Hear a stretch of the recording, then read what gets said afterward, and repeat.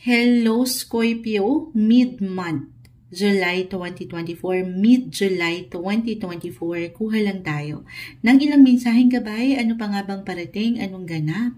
Anong kailangan yung marinig sa mga sa mga bagay, sitwasyon, relasyon na pwede pang ihain sa inyo ng universe sa mga natitirang araw na ito o linggo ng buwan ng Hulyo.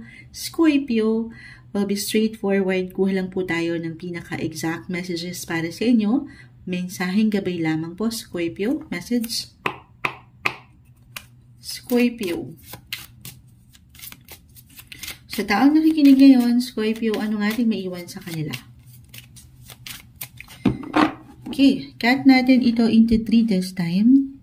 Tayo pa live na live ngayon sa FB. I know hindi nyo nakikita yung cards. Huwag kayo mag-alala. Ito rin po ay i-upload natin isa-isa. The Hermit and the Six of Wands. Okay. So, Scorpio, Scorpio, Scorpio. Okay. Merong celebration.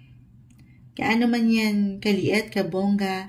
Pero itong celebration na ito, kumbaga ito yung ilang maipapanalo nyo or naipanalo nyo. Or maybe, isang sign ito to celebrate.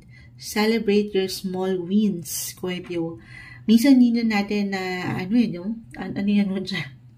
Hindi na natin napupuna yung bawat progreso, yung bawat galaw mo, yung bawat hakbang, yung ilang laban na tahimik mong nailalaban, nalalagpasan, yung ilang laban na tanging ikaw lang ang nakakaalam. The Hermit, the Six of Wands.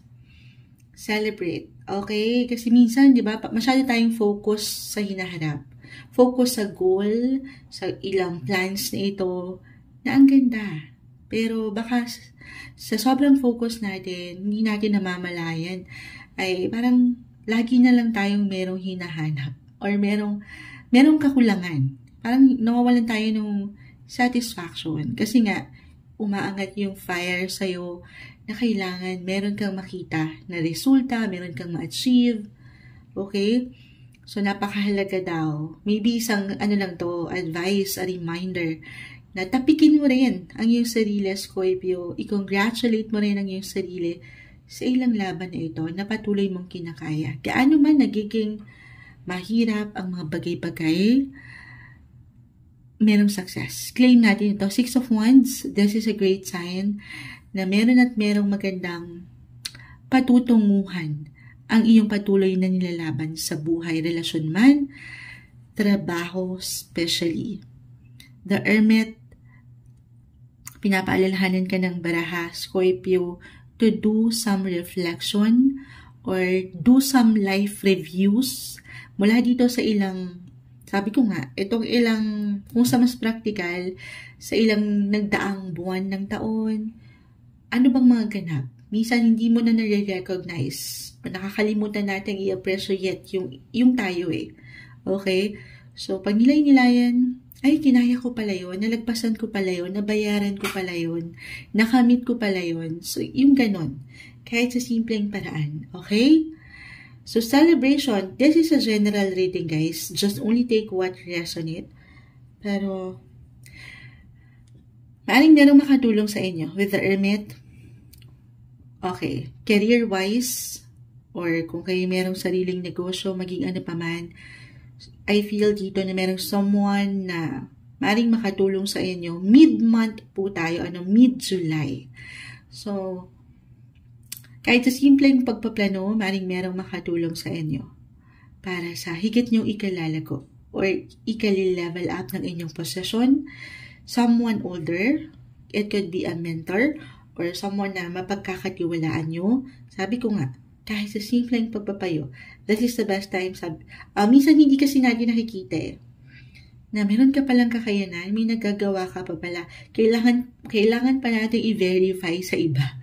Kailangan pa natin marinig sa iba na, oo nga no, kaya ko pala, magagawa ko pala, nagawa ko pala, hindi ko lang na-recognize yung sarili ko doon. Yung ganon, pero meron ditong umangat na pwedeng pagtulong. May support ka po na, or merong ilang partners, someone na nakatataas, a VIP, your boss, expert, na pwedeng nakikita ka na, napupuna ka, nare-recognize ka. Okay? Ito yung umaangat kasi meron pong success. Gaano man, moonshot, wala naman. Pero umuusad ka. Merong progress. Patungo ka doon. Okay? Gaano man kabagal minsan ang progreso na gusto mong makita sana. Panatilihin mo lang na maging bukas ang iyong isipan.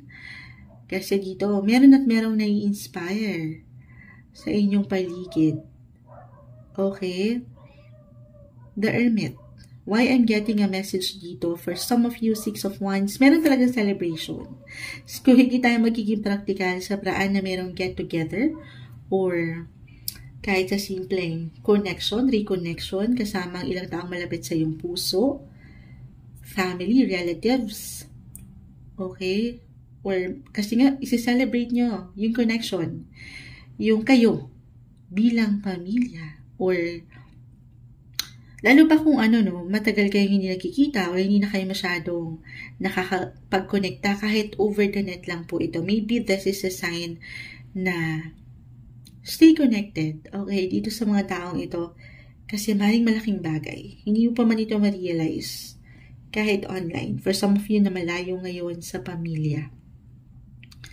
Ito yung umaangat. Ito yung tahimik na selebrasyon, okay? Mas pure yung intention, mas genuine, kumbaga.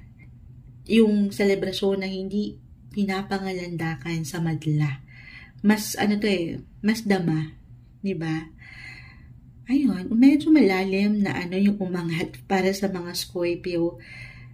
Pero ayan, i-add ko lang, baka meron kayong travel. Kasi dito, sa pag ninilay-nilay nyo sa buhay, maaring makatulong. For some of you, iba-iba tayo ng paraan dito with the Hermit. Pwedeng sa kuweba. Hindi. Kumbaga, sa tahimik na lugar. Sa piling ni Mother Earth, maaring makatulong para ma-refresh ang iyong isipan mula dito sa ilang laban na kinakaya nyo araw-araw, sa trabaho, sa pamilya.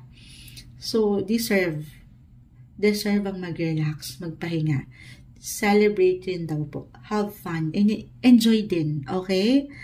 Relax din. At pagnilay-nilayan ng buhay. Para sa inyo, ngayong mid-July 2024, Scorpio.